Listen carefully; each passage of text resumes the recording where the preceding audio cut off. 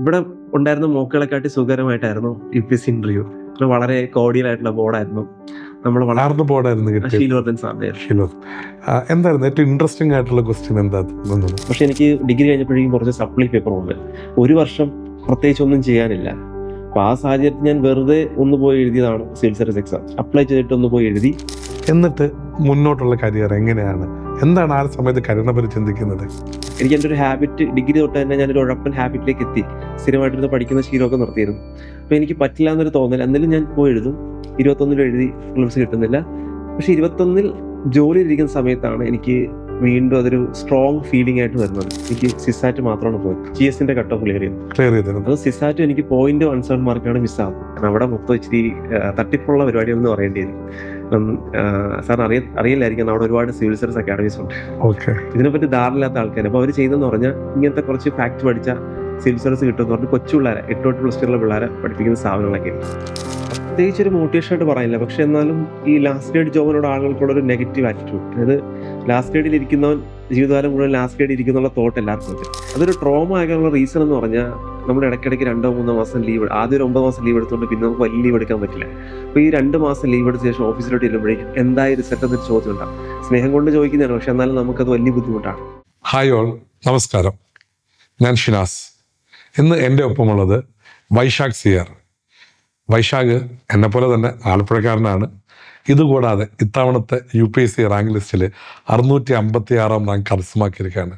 Vaishakh, congratulations. Thank you sir. വൈശാഖിനെ പറ്റി സംസാരിക്കുമ്പോൾ എനിക്കൊരു പ്രത്യേക സന്തോഷം തോന്നുന്നത്, 1 നാട്ടുകാരനാണെന്നുള്ളത്, 2 എൻ്റെ അനിയത്തി പഠിച്ച അതേ സ്കൂളിൽ തന്നെയാണ് വൈശാഖ് +1 +2 ഒക്കെ പഠിച്ചത്. അപ്പം നമുക്ക് ആലപ്പുഴയിൽ തന്നെ തുടങ്ങാം. വൈശാഖിൻ്റെ നാടും പഠിച്ചതൊക്കെ എവിടെയായിരുന്നു? ഞാൻ ആലപ്പുഴ ജില്ലയിലെ പൂങ്കാവ് എന്ന് പറഞ്ഞ ഒരു ഗ്രാമത്തിൽ നിന്നാണ് വരുന്നത്. ഞാൻ പഠിക്കുന്ന എല്ലാം അവിടുത്തെ സ്കൂളുകളിൽ തന്നെയാണ്. ഞാൻ അവിടെ ആദ്യം LP സ്കൂളിൽ പഠിച്ചത് SN nursery and primary school എന്ന സ്കൂളിലാണ് 4ാം ക്ലാസ് വരെ പഠിക്കുന്നത്. 5 മുതൽ 7 വരെ SSCMV ഗവൺമെന്റ് UP സ്കൂൾ, അത് നാട്ടിൽ കാരോർമ സ്കൂൾ എന്ന് പറഞ്ഞാൽ അറിയുള്ളൂ. ശേഷം ഹൈസ്കൂൾ പഠനം മേരി ഇമാക്കുലേറ്റ് ഹൈസ്കൂൾ പൂങ്കാവാണ്. അതിനുശേഷം സാർ പറഞ്ഞ പോലെ ഗവൺമെന്റ് HSS കലവറിലാണ് +1 +2 ചെയ്യുന്നത്. ഓക്കെ. സ്കൂൾ പഠനം ആലപ്പുഴ കാലഘട്ടത്തിൽ കഴിഞ്ഞതിന് ശേഷം ഡിഗ്രിക്കും ആലപ്പുഴ തന്നെ ആയിരുന്നു അല്ലേ? ഡിഗ്രി എവിടെ പഠിച്ചത്? Degree Alappuzha ST കോളേജിലായിരുന്നു. ഏതിലായിരുന്നു എടുത്തിരുന്നത്? ഞാൻ ഫിസിക്സിലാണ്. അപ്പം ആ ഒരു സമയത്ത് എന്തായിരുന്നു ഫിസിക്സ് എടുക്കാൻ സയൻസിനോടുള്ള ഇഷ്ടം കൊണ്ടായിരുന്നോ? ശരിക്കും എനിക്ക് എടുക്കാൻ എന്ത് സബ്ജക്ട് എടുക്കണമെന്നൊരു ഐഡിയ ഇല്ല. ഇപ്പം +1 ഞാൻ ഫിസിക്സ് മോശമായിരുന്നു. പക്ഷെ +2 എത്തുമ്പോഴേ ഞാൻ കുറച്ച് പഠിച്ചു ഫിസിക്സ്. അപ്പം +2 പഠിച്ചത് മതിയോ, അത് വെച്ച് ഫിസിക്സ് പഠിക്കാം. പിന്നെ ഫിസിക്സ് പഠിച്ച ഒരുപാട് സ്കോപ്പ് ഉണ്ടെന്ന് ഇങ്ങനെ ചുറ്റും നിൽക്കുന്നവരും എനിക്കറിയില്ല, ആരെങ്കിലും പറയുന്നത് കേട്ട്.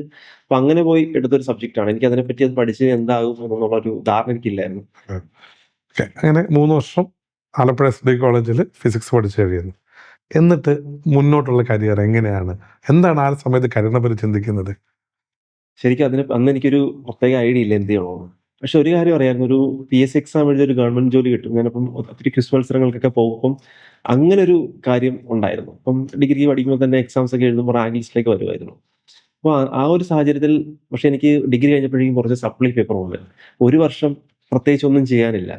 അപ്പോൾ ആ സാഹചര്യത്തിൽ ഞാൻ വെറുതെ ഒന്ന് പോയി എഴുതിയതാണ് സിവിൽ സർവീസ് എക്സാം. അപ്ലൈ ചെയ്തിട്ട് ഒന്ന് പോയി എഴുതി, വെറുതെ എഴുതുകയാണ്. അപ്പം അങ്ങനെയാണ് പിന്നീട് ഒരു 2-3 പ്രാവശ്യം എഴുതി കഴിഞ്ഞിട്ടാണ് ഇത് കൊള്ളാമല്ലോ എന്ന് വെച്ച് ഈ ഫീൽഡിലേക്ക് വരുന്നത്. പക്ഷേ കറന്റ്ലി ഇതിനും അല്ലെ റാങ്കിലേക്ക് വരുന്ന മുമ്പ് തൊട്ടുമുമ്പ് ജോലി ചെയ്തുകൊണ്ടിരിക്കുകയായിരുന്നു അല്ലേ? അത് എപ്പോഴായിരുന്നു അതിന്റെ അഡ്വൈസും കാര്യങ്ങളൊക്കെ വന്നത്? ഞാൻ ശരിക്കും പരീക്ഷ എഴുതി 2017 17 അതായത് കോളേജ് കഴിഞ്ഞിട്ട്. കോളേജ് കഴിഞ്ഞെന്ന് പറഞ്ഞാൽ എനിക്കപ്പം സപ്ലി ഉണ്ട്. അന്ന് ഈ ഡിഗ്രി കിട്ടിയവർക്ക് ലാസ്റ്റ് ഗ്രേഡ് എക്സാം എഴുതാം. ലാസ്റ്റ് ഗ്രേഡ് എക്സാം ആയിരുന്നു. 2017 എഴുതുന്നതിന് ശേഷം നമുക്ക് 2 ഫ്ലഡ് വന്നു. അതാണ് ഈ റാങ്ക് ലിസ്റ്റ് ശരിക്കും പ്രശ്നത്തിലേക്ക് ആയത്. അങ്ങനെ ഇച്ചിരി എക്സ്റ്റെൻഡ് ചെയ്ത റാങ്ക് ലിസ്റ്റ് ആണ്. അപ്പൊ ജോലി വരുന്നത് 2021 അപ്പൊ 2017 എഴുതിയ പരീക്ഷയാണ്. 2021 അത് വരുന്നത്. ഓക്കെ. എന്നിട്ട് എവിടെയായിരുന്നു ജോലിയും കാര്യങ്ങളൊക്കെ? ജോലി വരുന്നത് വള്ളികുന്ന് എന്നൊരു സ്ഥലത്താണ്. അത് കായംകുളത്ത് നിന്ന് ഒരു 10 കിലോമീറ്റർ ഉള്ളിലേക്കുള്ള ഒരു സ്ഥലമാണ്. അത് ഇച്ചിരി ഐസൊലേറ്റ് ലൊക്കേഷനാണ്. ആലപ്പുഴ ജില്ലയിൽ തന്നെയാണ്, പക്ഷെ ആലപ്പുഴ കൊല്ലം ബോർഡറിലാണ്. അവിടെ ഒരു പബ്ലിക് ഹെൽത്ത് സെന്ററിലാണ് വർക്ക് ചെയ്യുന്നത്. Primary health centre. Okay, primary health സെന്ററിലാണ് വർക്ക് ചെയ്യുന്നത്. ഓക്കെ. അപ്പം ലാസ്റ്റ് ഗ്രേഡ് പരീക്ഷ പാസ്സായിട്ട് ഈ ഒരു ജോലി വരുന്നു. അപ്പം ഇതിൽ സെറ്റിൽ ചെയ്യേണ്ട എന്നൊരു തോന്നൽ ആദ്യം മുതലുണ്ടല്ലോ. അതുകൊണ്ടാണല്ലോ UPSC പരീക്ഷ എഴുതുന്നത്. അപ്പൊ ഈ പരീക്ഷ എഴുതിയാണ് ഈ പരീക്ഷനെ പറ്റി മനസ്സിലാക്കുന്നത് അല്ലേ? എന്നിട്ടായിരുന്നു ഇതിനുള്ള അല്ലെങ്കിൽ എങ്ങനെ പഠിക്കണം, എന്ത് പഠിക്കണം എന്നുള്ളതിലേക്ക് ചെന്നെത്തുന്നത്. എങ്ങനെയായിരുന്നു ആ പ്രോസസ്സ്? അതായത് എപ്പോഴാണ് ഇത് സീരിയസ് ആയിട്ട് നോക്കാമെന്ന് തോന്നിയത് എപ്പോഴായിരുന്നു? സർ ശരിക്കും 2019 ഞാൻ പ്രോപ്പർ കോച്ചിങ് എടുത്തില്ലെങ്കിൽ 2019 എനിക്ക് സിസാറ്റ് മാത്രമാണ് പോയത്. GSന്റെ കട്ട് ഓഫ് ക്ലിയർ ചെയ്തത്. ക്ലിയർ ചെയ്തിരുന്നു. അത് സിസാറ്റ് എനിക്ക് 0.17 മാർക്കാണ് മിസ്സാകുന്നത്. അപ്പൊ അത് കഴിഞ്ഞപ്പോഴേക്കും എനിക്കൊന്നൊരു പഠിച്ചിട്ടൊന്ന് എടുക്കുമെന്നുള്ള ഒരു ചിന്തയിലേക്ക് എത്തുന്നു. അപ്പൊ ഞാൻ കുറച്ചുപേരോട് ചോദിച്ചപ്പോഴേക്കും പറഞ്ഞ് ആൻസർ റൈറ്റിംഗ് നന്നായിട്ട് ചെയ്യണം. കാരണം അവർ പ്രിലിംസിനെ പറ്റിയല്ല അപ്പോഴും സംസാരിച്ചത്. പ്രിലിംസ് ഒക്കെ എന്തായാലും കുറച്ച് കഴിയുമ്പോൾ കയറിപ്പോൾ ആൻസർ റൈറ്റിംഗ് ചെയ്യണം. അങ്ങനെ ആൻസർ റൈറ്റിംഗ് ചെയ്യാൻ തുടങ്ങിയ വർഷം 2020 ഞാൻ പ്രിലിംസ് ക്ലിയർ ചെയ്തു. കോവിഡ് വന്ന സമയമായിരുന്നു അത്.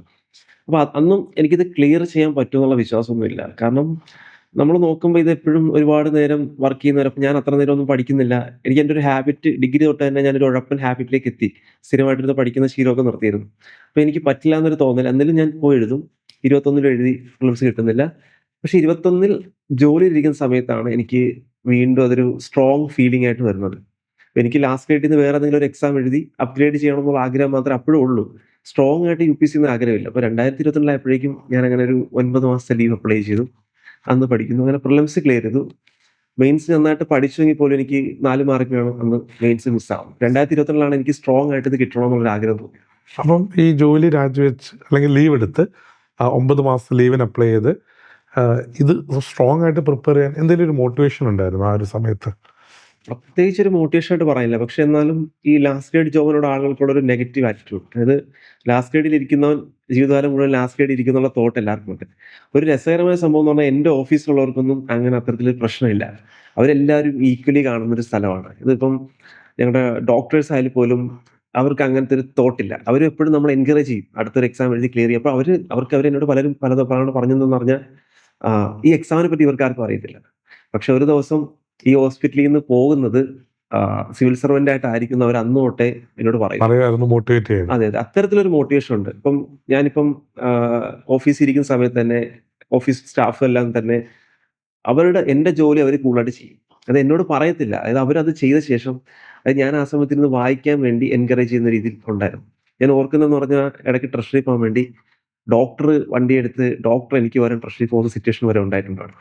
അപ്പം വളരെ സപ്പോർട്ടിംഗ് ആയിട്ടുള്ള ഒരു വർക്കിംഗ് എൻവയോൺമെന്റ് ആയിരുന്നു ഉണ്ടായിരുന്നത് അല്ലേ? അപ്പം ആ ഒരു വർഷത്തെ പ്രിലിംസ് എഴുതി മെയിൻസ് എഴുതിയെങ്കിലും 4 മാർക്കിന് വളരെ ചെറിയ മാർക്ക് നഷ്ടപ്പെടുന്നു. വീണ്ടും അപ്ലൈ ചെയ്തുകൊണ്ടിരിക്കണം. അപ്പം ഞാനൊരു കാര്യം ചോദിച്ചോട്ടെ, ഈ 2019 കാലഘട്ടം മുതൽ പലതവണയായിട്ട് എഴുതുന്നുണ്ട്. അപ്പോൾ പലപ്പോഴായിട്ട് പ്രിലിംസിലും മെയിൻസിലും ഒക്കെ ഫെയിൽ ആകുന്നുണ്ട്. പക്ഷേ എന്തായിരുന്നു മോട്ടിവേറ്റ് ചെയ്തത്? ഞാൻ ആദ്യം ചോദിച്ചത് പ്രിപ്പറേഷനിലേക്കുള്ള ഒരു മോട്ടിവേഷൻ ആണെങ്കിൽ ഇവിടെ വീണ്ടും തോൽവികൾ വന്നിട്ടും നമ്മൾ അതിനെ എങ്ങനെ ഓവർകം ചെയ്യുന്നത്? അത് അവിടെയുള്ളൊരു മോട്ടിവേഷൻ എന്തായിരുന്നു? സാർ അത് ഏറ്റവും നന്നായിട്ട് എനിക്ക് തോന്നുന്നത് 2021 പ്രിലിംസ് കിട്ടുന്നില്ല. അതും സിസാറ്റാണ് പോകുന്നത്. അതും അതിന് തൊട്ടുമുള്ള വർഷം മെയിൻസ് എഴുതിയിട്ട് മെയിൻസ് ആയിട്ടാണ്. അത് കഴിഞ്ഞ് എഴുതുമ്പോൾ പ്രിലിംസ് കിട്ടുന്നില്ല. അതൊരു ട്രോമ ആകാനുള്ള റീസൺ എന്ന് പറഞ്ഞാൽ നമ്മൾ ഇടയ്ക്കിടയ്ക്ക് 2-3 മാസം ലീവ്, ആദ്യം ഒരു 9 മാസം ലീവ് എടുത്തുകൊണ്ട് പിന്നെ നമുക്ക് വലിയ ലീവ് എടുക്കാൻ പറ്റില്ല. അപ്പോൾ ഈ 2 മാസം ലീവ് എടുത്ത ശേഷം ഓഫീസിലോട്ട് ചെല്ലുമ്പോഴേക്കും എന്തായി റിസൾട്ട് എന്നൊരു ചോദ്യം ഉണ്ടാകും. സ്നേഹം കൊണ്ട് ചോദിക്കുന്നതാണ്, പക്ഷെ എന്നാലും നമുക്കത് വലിയ ബുദ്ധിമുട്ടാണ്. അതിനുശേഷം ഞാൻ എൻ്റെ എല്ലാ ബർത്ത്ഡേക്കും ഞാൻ പഠിച്ച സ്കൂളിൽ പോയി ക്വിസ് മത്സരം ചെയ്യാറുണ്ട്. ബർത്ത്ഡേ നോക്കിയാണ് ചെയ്യുന്നത്. അന്ന് മിക്കവാറും ഒരു വർക്കിംഗ് ഡേ ആണെങ്കിൽ.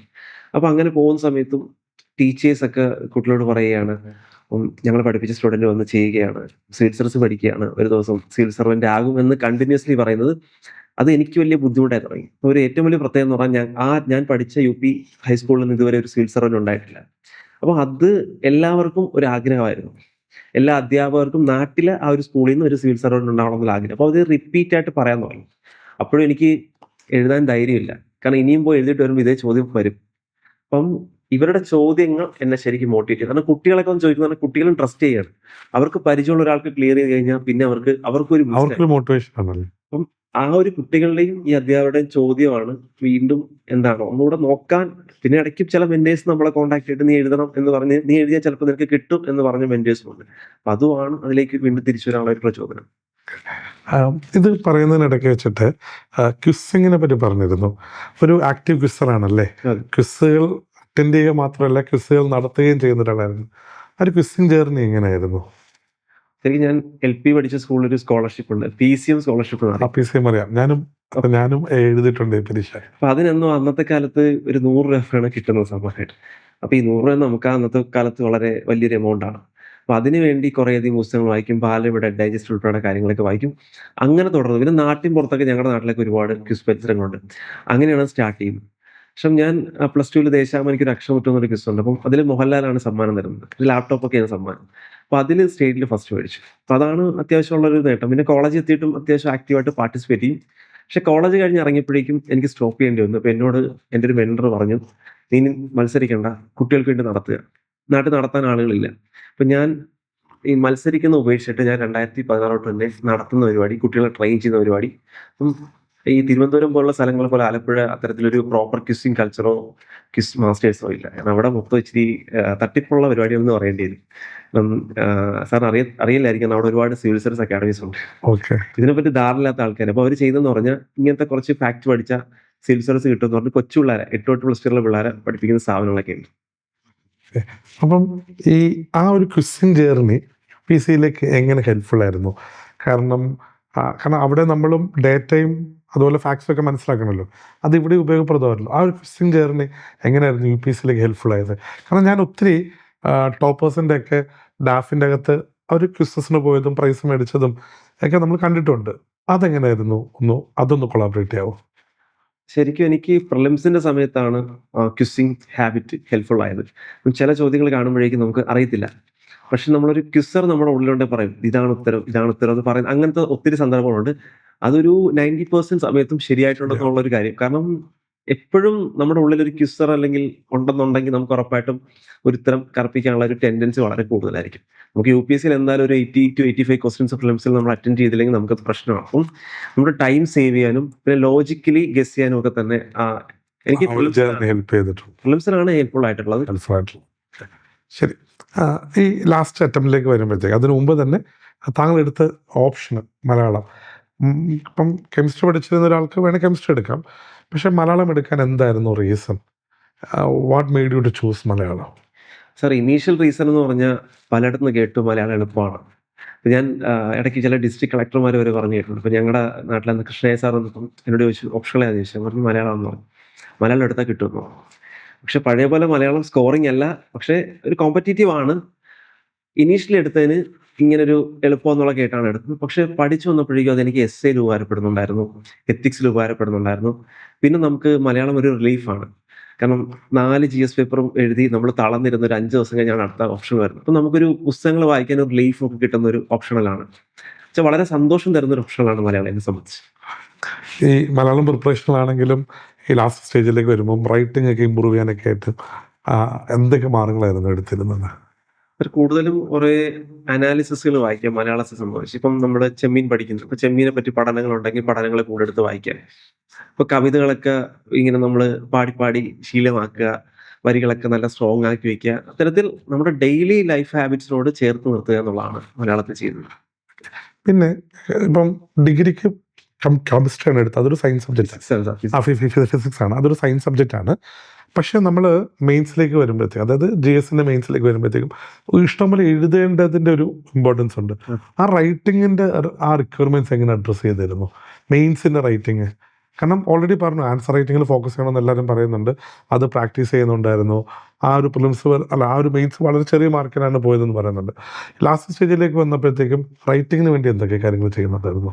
അപ്പം ഞാൻ ഡെയിലി ഒരു 4-5 ഉത്തരങ്ങൾ എഴുതാൻ തുടങ്ങി. ഇത് ജോലി സ്ഥലത്തിരിക്കുകയാണ്. അപ്പം രാവിലെ ഒരു 6 to 9 സമയവും വൈകിട്ടും അങ്ങനെ ഒരു 3 മണിക്കൂർ, മൊത്തം 6 മണിക്കൂർ മാക്സിമം കിട്ടും. ഞാൻ ഡെയിലി ഒരു 5 ഉത്തരം എഴുതും. 5 ഉത്തരം എഴുതിയിട്ട് അതേതെങ്കിലും ഒരു മെന്റർക്കൊക്കെ അയച്ചു കൊടുക്കുക. അത് നമ്മൾ പ്രോപ്പർലി എങ്ങും ജോയിൻ ചെയ്യുന്നില്ല. ഇൻസ്റ്റിറ്റ്യൂട്ടിൽ ജോയിൻ ചെയ്യാൻ മീൻസ് ഇനിയും പൈസ കളയാൻ താല്പര്യം എന്നുള്ള സെൻസിലാണ്. അപ്പോൾ അയച്ചു കൊടുക്കുമ്പോൾ അവർ ചിലപ്പോൾ ഒരു 3-4 ഉത്തരങ്ങളൊക്കെ നോക്കി തരും. അപ്പോൾ കണ്ടിന്യൂസ്ലി അത് ഞാനൊരു 3-4 മാസം റിപ്പീറ്റ് ചെയ്തു. അങ്ങനെ ചെയ്തപ്പോഴേക്കും ആൻസറിൽ ഇമ്പ്രൂവ്മെന്റ് വന്നു. അപ്പോൾ അവർ നമ്മൾ കണ്ടിന്യൂസ് ആയിട്ട് എഴുതുമ്പോൾ നമ്മൾ എക്സാമ്പിൾസ് GS3 ആണ് എക്സാമ്പിൾസ് കൊണ്ടുവരാൻ പഠിക്കും, GS2 ആണ് കോൺസ്റ്റിറ്റ്യൂഷൻ ആർട്ടിക്കിൾ കൊണ്ടുവരാൻ ശ്രമിക്കും. അത്തരത്തിൽ ഒരു റിപ്പീറ്റ് എടുത്ത് ഒരു 3-4 മാസം എഴുതി കഴിഞ്ഞപ്പോഴേക്കും ഉത്തരങ്ങളൊരു നിലവാരത്തിലേക്ക് എത്തി തുടങ്ങി. അപ്പം എനിക്ക് തോന്നിയത് ഞാൻ മുമ്പ് കാണിച്ച മിസ്റ്റേക്കും ഡെയിലി എഴുതില്ലായിരുന്നു. കൺസിസ്റ്റൻസിയുടെ എലമെന്റ് വരുമ്പോഴത്തേക്കും അത് നമ്മളൊരു ക്വാളിറ്റി ഇമ്പ്രൂവ്മെന്റ് ഉണ്ടാവില്ല അല്ലേ? ഞാനിങ്ങനെ കേട്ടിട്ടുണ്ട്. അതായത് if you are doing the same thing for 30 days, what you did in the first day and 30 day വളരെ കൺസിഡറബിൾ ഡിഫറൻസ് ഉണ്ടാകുമെന്ന് കേട്ടിട്ടുണ്ട്. ഓക്കെ. ഈ ഒരു UPSC ജേർണിയിൽ ഒരു ക്രൂഷ്യൽ എലമെന്റ് തന്നെയാണ് ഇന്റർവ്യൂ പ്രോസസ് എന്ന് പറയുന്നത്. അപ്പം ഒരു പൊതുവൊരു ക്വിസറാണ്, ക്വിസ് നടത്തുന്ന ഒരാളാണ്. അപ്പം ഇന്റർവ്യൂവിന്റെ ആ ഒരു പ്രോസസ്സ് കംഫർട്ടബിൾ ആയിരുന്നു? എങ്ങനെയായിരുന്നു ഇന്റർവ്യൂ പ്രിപ്പറേഷൻ? സാർ, എൻ്റെ ഇന്റർവ്യൂ സ്റ്റാർട്ട് ചെയ്യുന്ന പറഞ്ഞാൽ ഞാൻ പ്രിപ്പറേഷൻ തുടങ്ങുന്നതിന് മുമ്പ് തന്നെ മോക്ക് ഇൻട്രസ്റ്റിൽ പോയി. എൻ്റെ ജനുവരി 24 ആണ്. വളരെ നേരത്തെയാണ് ഇന്റർവ്യൂ. അപ്പം ഞാൻ ഫസ്റ്റ് ഇന്റർവ്യൂ തന്നെ ചെന്നിട്ട് ഭയങ്കര ഫെയിലിയർ ആയിരുന്നു. ചോദ്യങ്ങൾക്ക് ഉത്തരം ചെയ്യാൻ പറ്റുന്നില്ല. അപ്പം എൻ്റെ ഡാഫ് തന്നെ എനിക്ക് മര്യാദയ്ക്ക് അറിയില്ല. അപ്പം ഞാൻ എൻ്റെ മെന്ററോട്, എനിക്ക് 2, 3 മെന്റേഴ്സ് ഉള്ളപ്പോൾ ഞാൻ അവരോട് ചോദിച്ചു. അപ്പോൾ എന്നോട് 2 പേര് വന്നു. "ഇന്ന് ഷിനാസ് സാറിന്റെ അടുത്ത് നീ എന്തായാലും പോണം. കാരണം നിന്റെ ഡാഫ്, കാരണം നിന്റെ കാര്യങ്ങളെക്കുറിച്ച് ചോദിച്ചിട്ടുള്ളത് നിനക്ക് അറിയത്തില്ല." ഇങ്ങനെ ഡാഫില് സാറിന്റെ ഒരു സെഷൻ എനിക്ക് ഓൺലൈൻ കിട്ടിയായിരുന്നു. അപ്പൊ എനിക്ക് ആ ഡാഫ് സെഷൻ കഴിഞ്ഞപ്പോഴേക്കും എനിക്ക് കുറച്ച് ഐഡിയ കിട്ടി. സാർ സ്റ്റാർട്ട് ചെയ്യുന്ന എൻ്റെ പേരിന്റെ അർത്ഥത്തിൽ തുടങ്ങി, പഠിച്ച കോളേജ് എന്ന് വെച്ചാൽ ഇങ്ങനെ ഒരു പോസിബിലിറ്റി ഉണ്ടെന്നും ചോദ്യങ്ങൾ ചോദിക്കാൻ എനിക്ക് പല പിന്നീടുള്ള മോക്ക് ഇൻട്രസ്റ്റിൽ അത് ഹെൽപ്ഫുൾ ആയി. കാരണം ഡാഫ് അറിഞ്ഞപ്പോൾ തന്നെ നമുക്ക് പകുതി കോൺഫിഡൻസ് വന്നു. പിന്നെ നമുക്ക് നമ്മളെ പറ്റി സംസാരിക്കാൻ അറിയാമെന്നുണ്ടെങ്കിൽ പിന്നെ ഏത് സബ്ജക്ട് വന്നാലും സംസാരിക്കാൻ പറ്റും. അപ്പം കമ്മ്യൂണിക്കേഷൻ നമുക്ക് എല്ലാവർക്കും പ്രശ്നമൊന്ന് ഫീൽ ചെയ്തെങ്കിൽ പോലും പിന്നീട് മോക്ക് ഇൻറ്റർവ്യൂസിൽ ഞാൻ കോൺഫിഡൻ്റ് ആയി. പെട്ടെന്നൊരു മാറ്റം വന്നു. അങ്ങനൊരു പ്രോസസ് ആയിരുന്നു. പിന്നെ ഞാൻ ഇവിടെ ഉണ്ടായിരുന്ന മോക്കുകളെക്കാട്ടി സുഖകരമായിട്ടായിരുന്നു UPSC ഇന്റർവ്യൂ. വളരെ കോർഡിയൽ ആയിട്ടുള്ള ബോർഡായിരുന്നു. നമ്മൾ വളരെ ആരുടെ ബോർഡായിരുന്നു കിട്ടിയത്? ഷീൽവർദ്ധൻ സാറിന്റെ. എന്തായിരുന്നു ഏറ്റവും ഇൻട്രസ്റ്റിംഗ് ആയിട്ടുള്ള ക്വസ്റ്റ്യൻ എന്താ തോന്നുന്നത്? ഓൾമോസ്റ്റ് എല്ലാ ക്വസ്റ്റ്യൻസും ഇൻട്രസ്റ്റിംഗ് ആയിരുന്നു. കാരണം എന്നോട് ഇങ്ങനെ ഒരു പ്രാവശ്യം ഒരു ക്വസ്റ്റ്യൻ ചോദിച്ചതെന്ന് പറഞ്ഞാൽ, കേരളത്തിൽ ലോട്ടറി വേണോ വേണ്ടേ എന്ന് ചോദിച്ചു. അപ്പൊ ഞാൻ വേണമെന്ന് തന്നെ പറഞ്ഞു. അപ്പം അത് ഒരു ഗാംബ്ലിംഗ് അല്ലേ എന്നൊക്കെ ചോദിച്ചു. അപ്പൊ ഞാൻ അന്നേരം പറഞ്ഞു, കേരളത്തിൽ ലോട്ടറി വിൽക്കുന്ന ആൾക്കാരെന്ന് പറഞ്ഞാൽ മറ്റു ജോലിയൊന്നും ചെയ്യാൻ പറ്റാത്ത ബുദ്ധിമുട്ടുന്ന ആൾക്കാരാണ്. അപ്പം അദ്ദേഹം ആ ഉത്തരവാണ് എക്സ്പെക്ട് ചെയ്തത്. അതിനുശേഷം എന്നോട് ചോദിച്ചു, ഫിസിക്സ് പഠിച്ച എന്തിന് മലയാളം എടുക്കണം എന്ന് ചോദിച്ചു. ഞാൻ പറഞ്ഞു, എനിക്ക് ഫിസിക്സ് പഠിക്കാൻ നന്നായിട്ട് പറ്റിയിട്ടില്ല, ഞാനൊരു 60% മാർക്ക്. അപ്പം ബോർഡ് ചെയർമാൻ തന്നെ എന്റെ മാർക്ക് നോക്കിയിട്ട് പറയണേ, ഇദ്ദേഹത്തിന് ഇത്ര മാർക്കുള്ളൂ, അപ്പം ഇദ്ദേഹം ചെയ്ത കാര്യം ശരിയാണ്, ആ ഫിസിക്സിന്റെ മാറ്റി മലയാളം എടുത്തു എന്നുള്ള നല്ല കാര്യമാണ്. അത്തരത്തിൽ നമ്മളെ ടെൻഷൻ അടിപ്പിക്കത്തില്ല, ഇടയ്ക്ക് വെള്ളം വേണോ എന്നൊക്കെ ചോദിച്ച് കംഫർട്ടബിൾ ആക്കുന്ന ഒരു ബോർഡായിരുന്നു. അപ്പൊ എനിക്ക് പേടിച്ച പോലൊന്നും അവിടെ സംഭവിച്ചിട്ടില്ല. ശരി, അതൊരു വളരെ ഇൻട്രസ്റ്റിംഗ് ഉത്തരമാണ്. കാരണം ഈ ലോട്ടറിക്കെതിരെ ഒത്തിരി ഒരു നെഗറ്റീവ് ഐഡിയ ഒക്കെ നിന്നാലും ഈ ലോട്ടറി ഒത്തിരി അധികം ആൾക്കാർക്ക് തൊഴിൽ കൊടുക്കുന്ന ഒരു കാര്യമാണ്. അതും പല, അതായത് ജീവിതത്തിൽ പല ബുദ്ധിമുട്ടുകൾ നേരിടുന്ന പലർക്കും ലോട്ടറി ഒരു തൊഴിലായിട്ട് സ്വീകരിക്കാൻ നമ്മൾ കണ്ടിട്ടുണ്ട്. ആ ഒരു ആസ്പെക്റ്റിൽ ഒരു ജോബ് കൊടുക്കുന്ന ഒരു ആസ്പെക്റ്റിൽ അതൊരു ഇമ്പോർട്ടൻറ്റ് എലമെന്റ് തന്നെയാണ്. അത് കൃത്യമായിട്ട് ഒബ്സർവ് ചെയ്ത് അവിടെ പറയാൻ പറ്റുക എന്നുള്ളതാണ്. ആ മൊമെന്റിൽ നമുക്ക് ആ ഉത്തരം പറയാൻ പറ്റുക എന്ന് പറയുന്നതാണ് അതിന്റെ ഒരു സാർ, നമ്മുടെ നാട്ടിൻപുറങ്ങളിൽ ഒത്തിരി പേര് ലോട്ടറി നമ്മൾ കാണുന്നതുണ്ട്. പിന്നെ അതുപോലെ തന്നെ ഇപ്പം ഞാൻ ആലോചിക്കുന്നുണ്ട്, അതായത് കാലിന് എന്തെങ്കിലുമൊക്കെ ബുദ്ധിമുട്ടുള്ളവർ ട്രൈസൈക്കിളിൽ ലോട്ടറി ആയിട്ട് വരുന്നവർ. അപ്പം അങ്ങനെയുള്ള കുറേ അധികം ആൾക്കാർക്ക്, ഭിന്നശേഷിയുള്ള ആൾക്കാർക്ക് ഹെൽപ്ഫുൾ ആവുന്നുണ്ട് ലോട്ടറി എന്നുള്ളത്. പിന്നെ ഈ ജേർണിയിൽ വളരെ, അതായത് 2019 തൊട്ട് എഴുതി തുടങ്ങുന്നു. 2017 ആദ്യം എഴുതി അല്ലേ? 17 മുതൽ എഴുതി തുടങ്ങുന്നു. എന്നിട്ട് ഇതിപ്പോൾ 2024 പ്രിലിംസ് കൊടുക്കുന്നു, 25 റിസൾട്ട് വരുന്നു. വളരെ നീണ്ടു നിൽക്കുന്ന ഒരു യാത്രയാണല്ലേ? ഈ യാത്രയിൽ താങ്കൾ ജോലി ചെയ്യുന്നുണ്ട്, മറ്റു പല പരീക്ഷകൾ എഴുതുന്നുണ്ട്, കണ്ടിന്യൂസ്ലി ജോലി ചെയ്യുന്നുണ്ട്. അപ്പം എവിടെയെങ്കിലുമൊക്കെ മടുപ്പ് തോന്നിയോ? ഇത് നിർത്തണം എന്ന് തോന്നിയോ? അതോ, അതായത് കാരണം ജീവിതത്തിൻ്റെ എല്ലാ കാര്യങ്ങളും, ജോലി, ബാക്കിയുള്ള കാര്യങ്ങളൊക്കെ ചെയ്യുന്നുണ്ട്. അപ്പം എങ്ങനെയാണ് ഈ ഇത്രയും നാൾ നീണ്ടു നിന്നത് യാത്ര? സാർ, ഞാൻ എന്നെ തന്നെ വിശേഷിപ്പിക്കുന്നത് പാർട്ട് ടൈം ആസ്പിരന്റ് എന്നാണ്. ഞാൻ ഇതിനുവേണ്ടി ഫുൾ ടൈം കൊടുത്തിട്ടില്ല. അപ്പം ഇങ്ങനെ ഓരോ തവണ കൊടുത്ത ചെറിയ ചെറിയ കണികൾ ചേർന്നൊരു വലിയ കണിയായിട്ടുള്ള റിസൾട്ടാണ്. അപ്പം എനിക്ക് ഫുൾ ടൈം കൊടുക്കാൻ ഒരു തവണ പോലും തോന്നിയില്ല. കാരണം നമ്മുടെ ഉള്ളിൽ ഇല്ലാത്തൊരു സെൽഫ് കോൺഫിഡൻസ് ആണ്. നമുക്ക് ഒരു തരത്തിൽ നമ്മുടെ ബാക്ക്ഗ്രൗണ്ടിൽ നിന്ന് വന്ന ആളുകളെ എനിക്ക് പരിചയമില്ല, സിവിൽ സർവീസിലേക്ക് എത്തി. അപ്പം പക്ഷേ ഏതെങ്കിലും ഒരു ഈ നോട്ടിഫിക്കേഷൻ വരുമ്പോൾ എവിടുന്നോ ഇല്ലാത്തൊരു ഊർജ്ജം കയ്യിലേക്ക് വരും. ഞാൻ പലതവണ മടുത്തു. ഈ 2023 തന്നെ ഞാൻ മടുത്ത്, ഇനി ഒരു അംഗമില്ല. ഞാൻ അവസാനം ഏതെങ്കിലും ഒരു നല്ല PSC ജോലി എഴുതി ക്ലിയർ ചെയ്യാവുന്നൊരു ഉദ്ദേശത്തിലാണ്. ഞാൻ ജീവിതത്തിൽ ഏറ്റവും കുറവ് പഠിച്ചിട്ട് UPSC എഴുതി 2024 അത് പ്രിലിംസ് എന്ന് പറഞ്ഞാൽ ഞാൻ 7 ദിവസം മുമ്പാണ് കൺഫേം ചെയ്യുന്നത്. എനിക്ക് എഴുതണം എന്നുള്ളൊരു തീരുമാനത്തിലേക്ക് തന്നെ. അപ്പോൾ വെറുതെ പോയി. അപ്പോൾ എനിക്ക് ടെൻഷൻ ഇല്ല. എനിക്ക് തോന്നി, അപ്പോൾ പിന്നീട് എനിക്ക് മനസ്സിലായി, ടെൻഷൻ ഇല്ല അറ്റൻഡ് ചെയ്ത് കഴിഞ്ഞാൽ ഇത് എക്സാം ക്ലിയർ ചെയ്യാൻ എളുപ്പമാണ്. അപ്പോൾ അത്തരത്തിൽ ഇടയ്ക്കിടയ്ക്ക് ഒരു നോട്ടിഫിക്കേഷൻ വരുമ്പോൾ ഉള്ള തോന്നൽ മാത്രമാണ്, അല്ലാതെ എനിക്ക് മടുത്തു ശരിക്കും അത്, ആ പ്രോസസ്സ് മടുത്തിരുന്നു. പക്ഷെ ഇതിലൊരു ഇൻട്രസ്റ്റിംഗ് സിനാരിയോ എന്താണെന്ന് വെച്ച് കഴിഞ്ഞാൽ, താങ്കളെ ലാസ്റ്റ് പറഞ്ഞൊരു പോയിന്റ് ഭയങ്കര ക്രൂഷ്യൽ. അതായത് നമ്മളെ പലപ്പോഴും നമ്മുടെ ഏറ്റവും ബെസ്റ്റ് വരാത്തത്, നമുക്ക് ഈ ഒരു ക്വാളിറ്റിയിൽ ഡെലിവറി ചെയ്യണം, ഇത്ര അടിപൊളിയായിട്ട് ചെയ്യണം, ഈ അടിപൊളിയായിട്ട് ചെയ്യണം എന്നുള്ള ആഗ്രഹം കൊണ്ട് നമ്മൾ ആ ചെയ്യുന്നത് തന്നെ കൃത്യമായിട്ട് ചെയ്യണ്ടാവും. നമുക്ക് ആ ഡെലിവറി ചെയ്യുന്നതിൽ ഒരു പ്രഷർ ഇല്ലാതിരിക്കുമ്പോഴത്തേക്ക് ചിലപ്പോൾ നമ്മുടെ ഏറ്റവും ബെസ്റ്റ് വരുന്ന അപ്പോഴായിരിക്കും. ഇപ്പം നീ ഒരു ടെൻഷനും ഇല്ലാതെ പ്രിലിംസ് എഴുതി കഴിഞ്ഞപ്പോഴത്തേക്ക് നിനക്ക് ആ പ്രിലിംസ് കംഫർട്ടബിളായിട്ട് കിട്ടിയെന്ന് പറയുന്നുണ്ടായിരുന്നു. റിസൾട്ട് അറിഞ്ഞ മൊമെൻറ്റ് എങ്ങനെയായിരുന്നു? എവിടെയായിരുന്നു? വീട്ടിൽ ആയിരുന്നോ? ഇവിടെ ആയിരുന്നോ? എന്തായിരുന്നു ആ ഒരു സമയത്തെ ഒരു എക്സ്പീരിയൻസ്? റിസൾട്ട് ഞാൻ അറിയുമ്പോൾ ഞാൻ റോഡിലാണ്. ഈ പണി നടന്നിട്ടിരിക്കുന്ന റോഡിൽ ഇടയ്ക്ക് കുറെ കോൾ വരുന്നുണ്ട്. നമ്മുടെ റിസൾട്ട് ഡേ ആണെന്ന് അറിഞ്ഞപ്പോൾ ഞാൻ അന്ന് ഉച്ചവരെ ആശുപത്രിയിലുണ്ട്. ടെൻഷൻ അടിച്ചിട്ട് ഞാൻ തിരിച്ച് വീട്ടിലോട്ട് പോകുന്നില്ല. ഞാൻ അപ്പോൾ 65 കിലോമീറ്റർ ഉണ്ട് വീട്ടിലേക്ക്. അപ്പോൾ അങ്ങനെ പോണ വഴിക്ക് റോഡ് സൈഡിൽ നിൽക്കുകയാണ്. അപ്പോൾ ഞാൻ നോക്കിയാണ് ഹരിപ്പാട് കഴിഞ്ഞിട്ടുള്ളൊരു പോയിന്റാണ്. അപ്പം നിൽക്കാനൊരു സ്ഥലം കാണുന്നില്ല. അപ്പോൾ കുറെ കോൾ വന്നു. അപ്പോൾ എനിക്ക് മനസ്സിലായ റിസൾട്ട് വന്നു. അപ്പോൾ എന്താണെന്ന് അറിയാൻ വേണ്ടി വണ്ടി ഒന്ന് ഒതുക്കി നിർത്തി എടുത്ത് നോക്കിയപ്പോൾ റിസൾട്ട് കിട്ടിയെന്ന് അറിഞ്ഞു. വണ്ടി ഓടിക്കാറുണ്ട്. ബൈക്ക് ഓടിക്കും. ബൈക്ക് ഓടിക്കാറുണ്ട്. കിട്ടിയെന്ന് നീ എന്നും ബൈക്ക് ഓടിച്ചായിരുന്നു ജോലിക്ക് പോയിക്കൊണ്ട്? ഞാൻ ഇടയ്ക്ക് ആശുപത്രി നിൽക്കും. ആശുപത്രി നിൽക്കും. കാരണം ചെറിയൊരു സൗകര്യം അവിടെ ഉണ്ട്. 65 കിലോമീറ്റർ ഓടിച്ച് ഡെയിലി പോകുന്നത് ബുദ്ധിമുട്ടാണ്. അപ്പൊ ഇത് ബൈക്കിൽ പോകുമ്പോഴത്തേക്കും വണ്ടി നിർത്തി എന്ന് വെച്ചാൽ ഒതുക്കി വെക്കാൻ സ്ഥലം നോക്കിയിട്ട് കാണുന്നില്ല. എൻ്റെ ഒരു സ്ഥലത്ത് ഒതുക്കി നിർത്തി. അപ്പം റിസൾട്ട് കിട്ടി എന്നറിഞ്ഞു. അപ്പം ഇനീഷ്യൽ എക്സിറ്റ്. അപ്പം ഞാൻ എൻ്റെ ഹെഡിനെ വിളിച്ചു ഓഫീസിൽ. അപ്പം സാറ് പറഞ്ഞത് ഓക്കെ സന്തോഷം, പക്ഷേ ഇനിയുള്ള എത്ര കിലോമീറ്റർ ഞാൻ ഓടിച്ചു വേണം. എക്സൈറ്റ്മെന്റിൽ വണ്ടി ഓടിക്കുക എന്ന് പറഞ്ഞത് ഒരു വലിയ റിസ്ക് ആണ്. അപ്പൊ ഞാൻ ഒരു 5 മിനിറ്റ് ഓക്കെ സിവിൽ സർവീസിനെ പറ്റി ഞാൻ മറന്നു. എന്നിട്ട് ഞാൻ നോർമലായിട്ട് വണ്ടി ഓടിച്ച് വീട്ടിൽ ചെന്നു.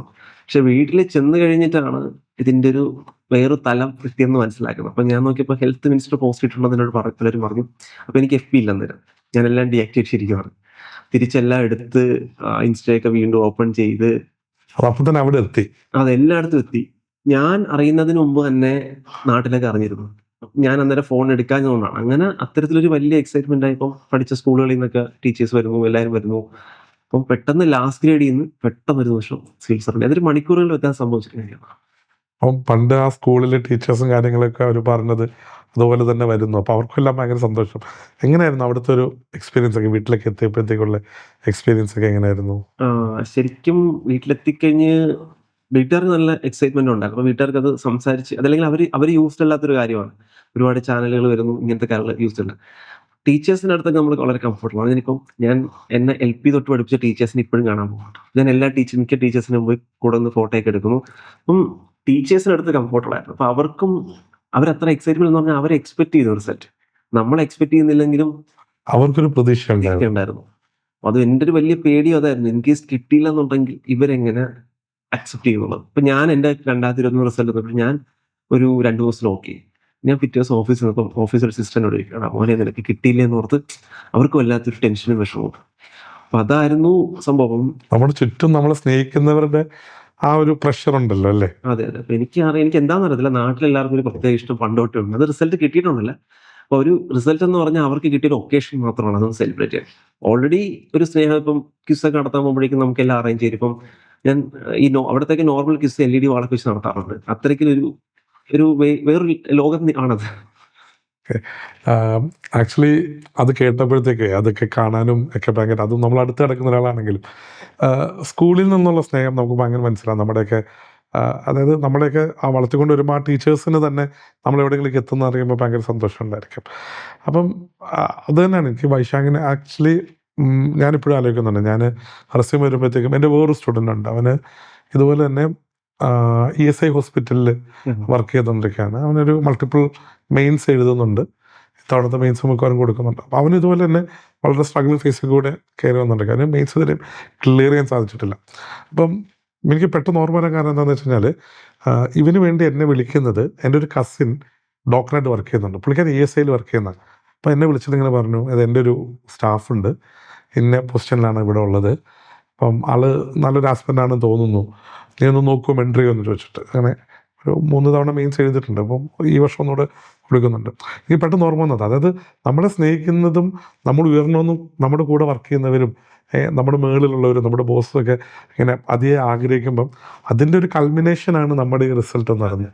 നമ്മൾ നീ പറയുന്ന ഒരു പാർട്ട് ടൈം ആസ്പിരൻ്റായിട്ട് വർഷങ്ങളായിട്ട് നീ പ്രയത്നിച്ചതും അവരുടെ എല്ലാവരുടെയും പ്രാർത്ഥനയും അനുഗ്രഹങ്ങളും കൂടിയാണ് ഈ റാങ്ക് ലിസ്റ്റിലേക്ക് എത്തുന്നത്.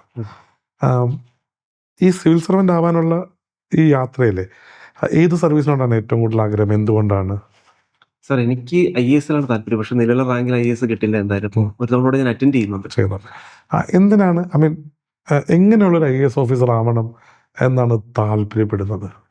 സാർ എനിക്ക് 2022 വലിയ റോൾ മോഡലായിട്ട് ഒരാളെ ഞാൻ കണ്ടു, കൃഷ്ണരാജ IAS. പുള്ളി ആലപ്പുഴ ഡിസ്ട്രിക്ട് കളക്ടറായ സമയത്തേക്ക്. അപ്പം ഇവിടെ അപ്രോച്ച് ഭയങ്കര നമ്മൾ പോലും എക്സ്പെക്ട് ചെയ്യുന്നില്ല ഒരു ഡിസ്ട്രിക്ട് കളക്ടർ ഇങ്ങനെ ബിഹേവ് ചെയ്യും. അപ്പം ജസ്റ്റ് ഒരു കാണാൻ ചെല്ലുമ്പോൾ നമ്മളോടെല്ലാം ഡീറ്റെയിൽ ആയിട്ട് ചോദിക്കും. അപ്പം ഇതിന് സമയം എങ്ങനെയാണ്?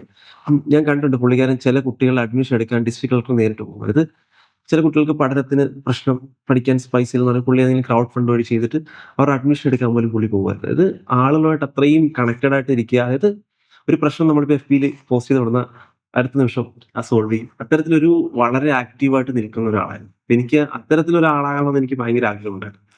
കൃഷ്ണതേജ, അതായത് എൻ്റെയും നിഖിൽ സാറിൻ്റെയൊക്കെ ഒരു മെൻറ്റർ ഉണ്ട്, ബാലലത മാം എന്ന് പറഞ്ഞു, ഓക്കെ. ഹൈദരാബാദുള്ള. ബാലലത മാമിൻ്റെ സ്റ്റുഡൻ്റ് ആണ്.